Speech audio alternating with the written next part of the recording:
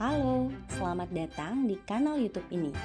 Kali ini akan dibahas secara ringkas beberapa hal mengenai peradilan tata usaha negara atau yang disebut juga peradilan tun atau pratun.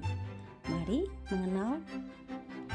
Pada pokoknya, pratun merupakan peradilan yang berwenang memeriksa, mengadili, memutus dan menyelesaikan sengketa tun, yakni sengketa antara warga masyarakat dengan badan atau pejabat tun mengenai keputusan dan atau tindakan tun. Dalam hal ini setidaknya ada 4 hal awal yang perlu diketahui mengenai dasar hukum, kelahiran dan efektivitas, macam pengadilan dan jenis sengketa. Pertama, dasar hukum. Ada beberapa dasar hukum yang mengatur secara umum hukum material dan hukum formil pratun, termasuk mengenai subjek, objek, landasan historis, dan sosiologisnya. Setidaknya ada di dalam ke-6 dasar hukum ini ya.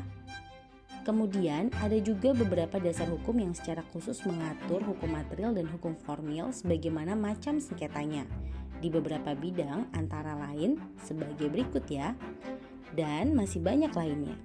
Dapat dibaca pada beberapa dasar hukum ini ya. Tetap ikuti perkembangan hukumnya, karena bisa jadi ada tambahan pengaturan lainnya lagi. Hukum mengenai peradilan tata usaha negara senantiasa berkembang sesuai perkembangan masyarakat di bidang tata usaha negara atau administrasi negara. Oleh karena itu, perhatikan beberapa hal. Di antaranya, keempat hal ini ya. Dan sebagaimana hukum pada umumnya, ada kalanya hukum itu tidak jelas, tidak harmonis, atau bahkan tidak mengatur suatu peristiwa hukum di dalam masyarakat. Sehingga mari terus mengembangkan pemahaman di bidang penelitian hukum dan filsafat hukum. Selesai. Demikian sharing ringkas selama lebih kurang 2 menit ini. Untuk hal lebih detailnya bisa dibaca pada peraturan perundang-undangan terkait.